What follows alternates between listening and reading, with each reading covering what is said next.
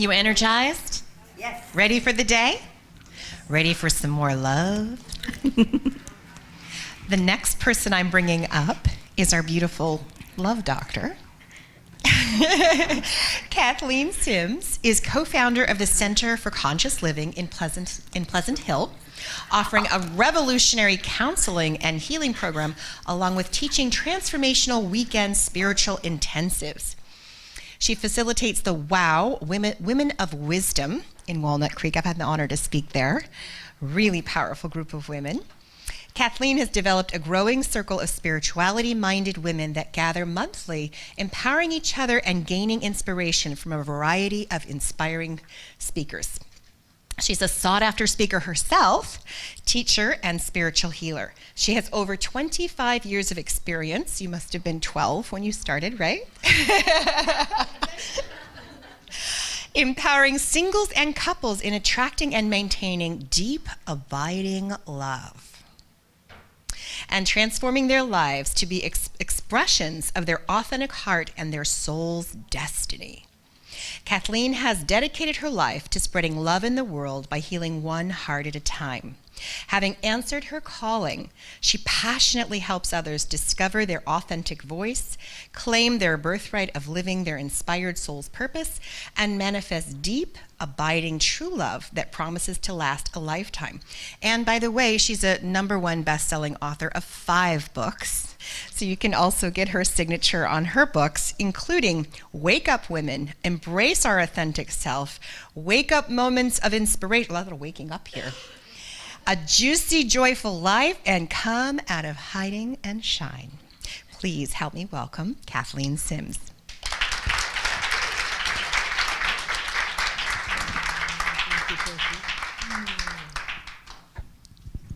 I was so impressed with how many of you the word love came to mind when she asked what you needed, what you wanted, what you were going to give. Love and connection seemed to be the answer. So my talk is titled Self-Love Revolution because I am a stand for self-love and I'm starting a revolution. And I think it's much needed in the world right now. So I have a few questions for you. Think about self-love itself. There's a lot of talk about you can't love someone else till you love yourself. I'm sure all of you have heard that. I've heard it for years and didn't know what it meant at all. Like, think about it. Love yourself. What the heck does that mean? It makes self sound like an object. You know, like love your arm, love your leg, love yourself. It's like it's a thing out here.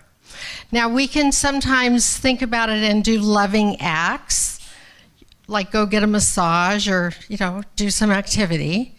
And that does nurture us and make us feel good. And that's doing a loving act to self. However, is that self-love? I don't think it is. I think it's a pleasurable experience, and certainly treating ourselves well is the best thing to do. However, I still don't think it's self-love. And a few years back, I had quite a profound experience where suddenly self-love looked very different to me.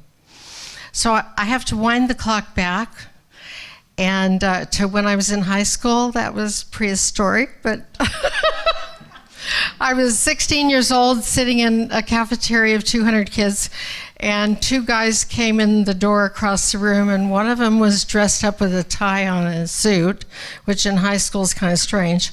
And I didn't know him, but I did know the other guy that he was with. And I was sitting next to a girlfriend, and I said, "Who's that guy over there with a suit and tie on?" She said, "I don't know."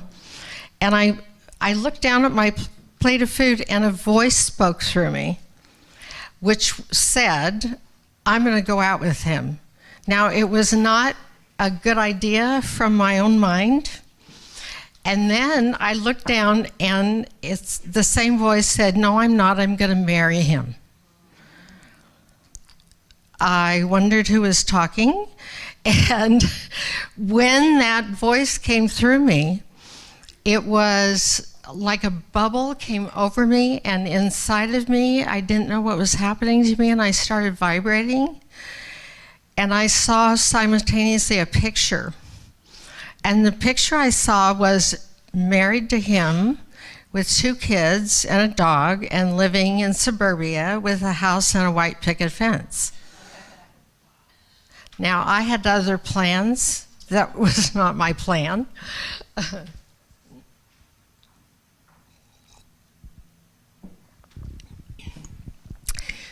I shifted gears really quickly, and I found out where he walked down the hall and where he parked his car and where he lived and where he worked. I was a little aggressive. I admit it.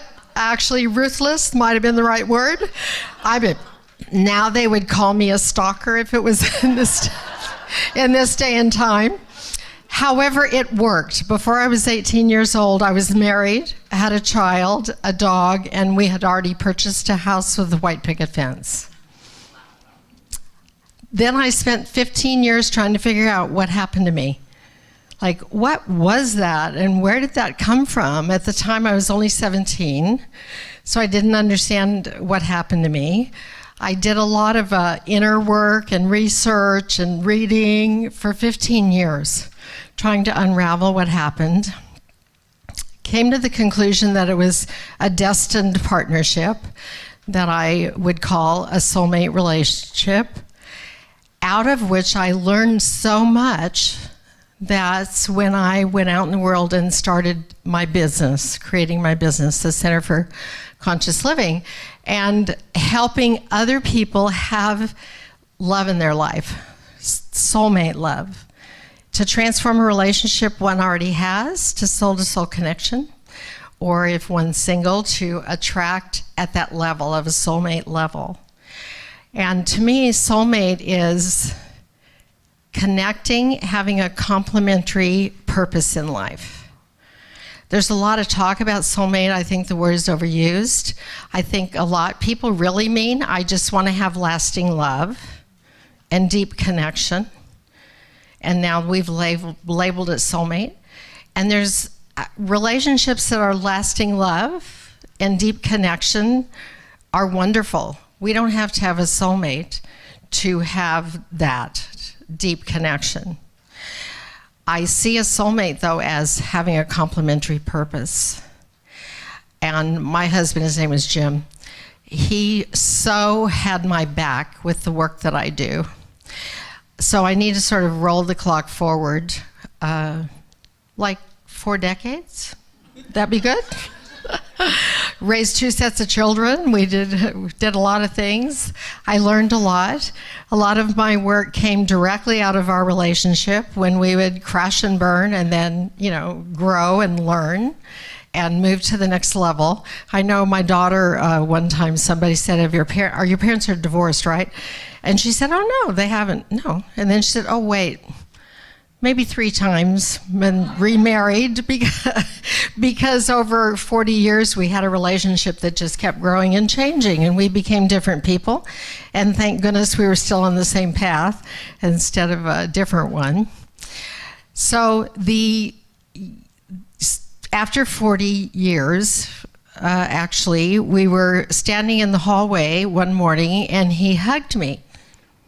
But he didn't hug me, he held me. And I remember him saying, ooh, ooh. And then he said, we should do more of this. I'm going to retire in 3 months, and we need to spend more time like this. And then he said, so many people, everyone deserves this kind of love, and I don't know very many people that have it. And that to me is an example of him having my back in my work.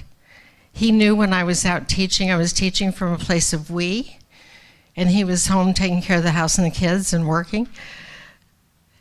Well, 30 minutes after he said that, I don't know very many people that have this kind of love. 30 minutes later, he had a heart attack and died. And that was the last thing he said to me. He wasn't ill or anything, so it was unexpected. And I can tell you,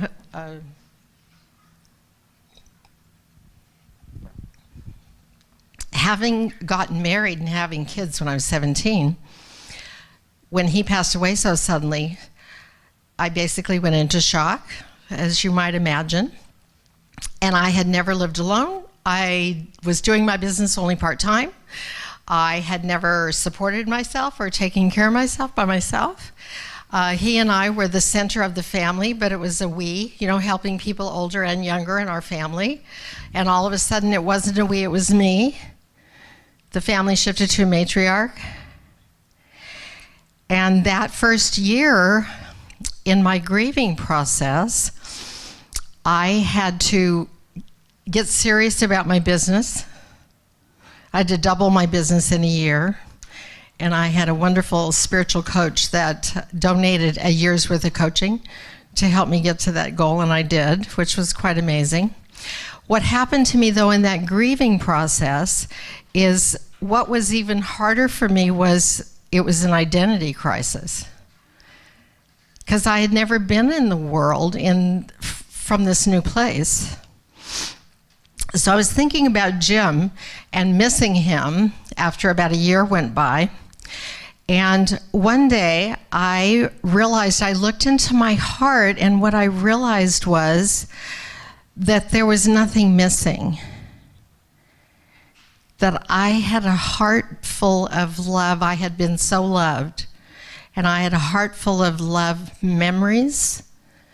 And I realized the distinction in that self-love that resided within me, not philosophically or intellectually, but as a full feeling in my heart. And that was the gift that I was given, and that nothing was missing. However, I was missing him, but it was out here. I was missing laughing with him. I was missing walking down the street holding hands. There was a lot that I missed, but it was all outside of me.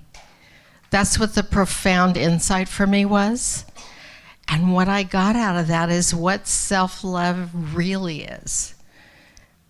And that's who I am.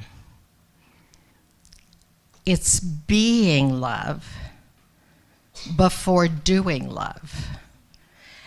Being love and coming from that place in the world. So for being love, I have to be by myself.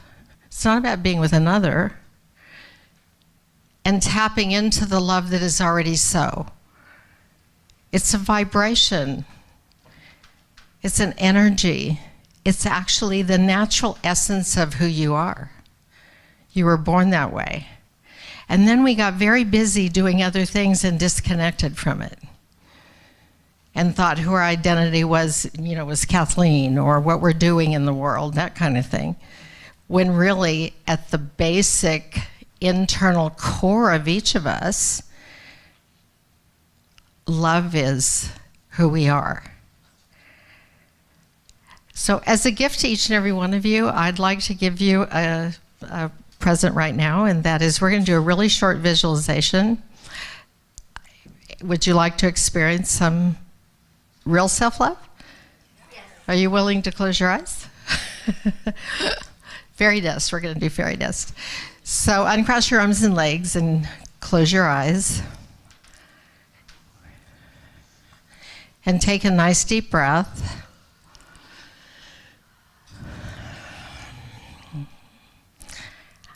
And connect with the center of you. Put your focus on the breath coming in and out of your chest, and put your focus on your chest, your heart, and your solar plexus. And now I'd like you to take a moment and with your eyes closed and go back in time. Go back in time in your life and find a place or situation in which you really felt loved. You might have been with a romantic partner, you might have been with a child or a parent, you might even have been with an animal or pet.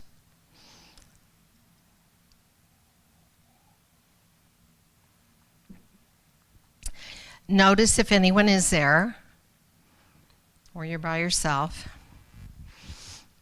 And with your hand on your heart, breathe in the feeling of that right now. the feeling from that memory. And feel it right now in this room, in your heart.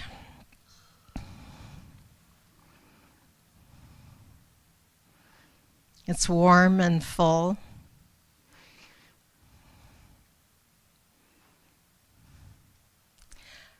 And now for a moment, with your eyes closed, I want you to give a little thought to this, and that is, we're sitting right here and now.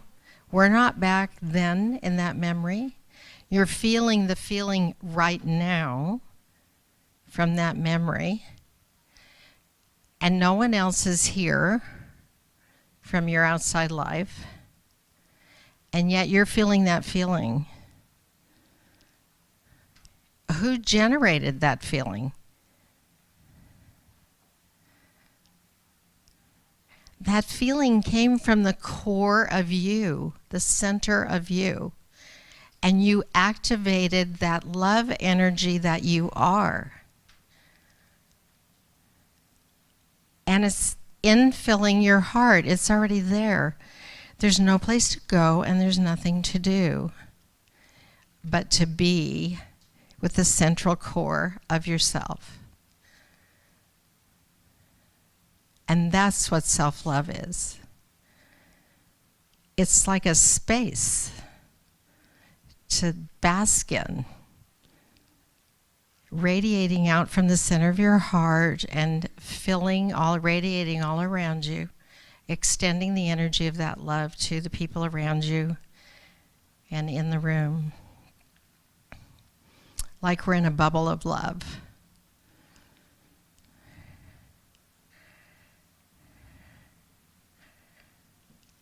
You can do this anytime you wish. Take a moment, sit down, close your eyes and breathe. Take a nice deep breath now and just recall the room we're sitting in. And come back into the room.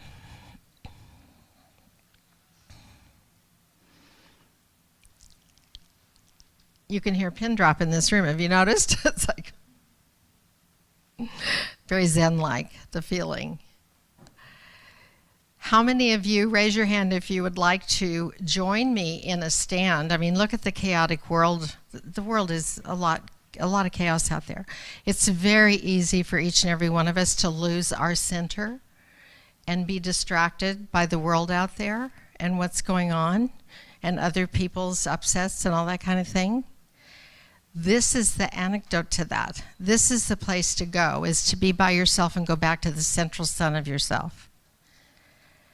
All of you that are willing to be part of the stand with me in the self-love revolution, raise your hand. No, stand up. I like that. I see a couple of you ready already. Woo, right. Self-love is the answer. Do you get it? And you're the one that has the answer, each and every one of you. In the middle of your heart, you already have it. You don't have to learn anything. You don't have to do anything. You don't have to go anywhere except extend love from the center of yourself. So thank you for joining me, and you can sit back down. I gave a lot of thought in the last few weeks, knowing that I was going to come here and share with you. And I gave a lot of thought to how could I support you. I have one more gift that Brandy's going to pass out. And it's something that I channeled about love. And I'm going to read it to you. Within me, I can find the love that is my birthright, affirming the truth that I am love, and joy is my natural state. When I tap into the unconditional love within me, I awaken my natural joy, and I reflect it in my life. Connecting with my essence brings me heart-filled inspiration and is what gives my life meaning and the experience for which I have long searched. I am grateful to discover the truth that all meaning and its real experience resides within me. It is eternally available if I'm willing to walk on the path of healing all obstacles that appear before me, eclipsing this truth. I thus quietly, gently, and powerfully, through thought, word, and deed, express God to all through me and claim my birthright of joy. I opened my heart to give and receive love, life, and joy. As a result, I expressed my authentic self, and others have an experience of who I really am. A radiating center of light, love, and wisdom. From my heart to yours. Thank you.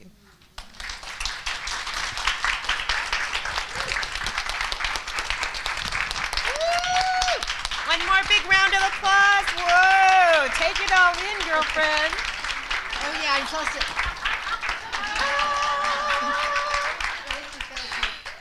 And stay here.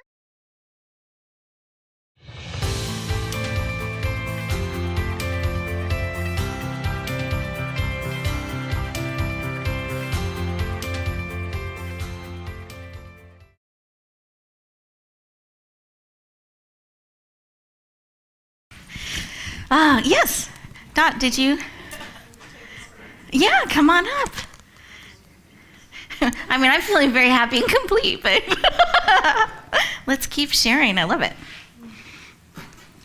Well, I just kind of had a surprise. It was Kathleen when she was speaking. Mm-hmm. And when I was thinking about a complimentary, not a partner, but a self-love, and what came to me was my son. Mm. And his anniversary of his death is in 3 weeks. 3 weeks. But at any rate, just knowing that feeling and connecting with him that way. So I appreciate that. Mm. Do you want fairy dust? Or how are you feeling? What would you like? I would like love, Love. Mm-hmm. joy, Mm-hmm. pink, what? Like this. I like pink, which symbolizes love for me.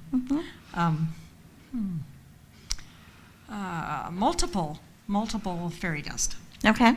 Okay. Wonderful. Let's have you come to the center. We're ready for this beautiful, loving, pink fairy dust. Is there a scent? I'm sorry, I forgot to get if there was a scent, and I know you Well, I was love saying the scent scents. of joy, but actually, dream catchers from my oils. Okay. Well, you won't know what it is, but dream catcher is one of the oils. And Okay. I like that one. Beautiful, beautiful. So the count of 3, 1, 2, 3.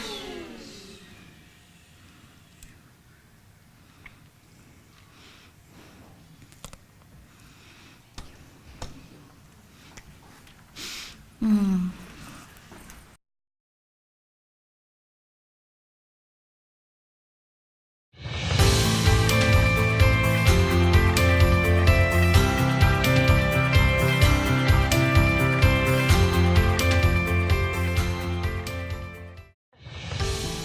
Are you a speaker looking to reach more people with your message? You have a global vision that you want to touch the world and make a global difference. If so, I have an amazing opportunity for you. It's called the Speaker Talent Search. Again, that's the speakertalentsearch.com. You'll find all the details, but here are the highlights.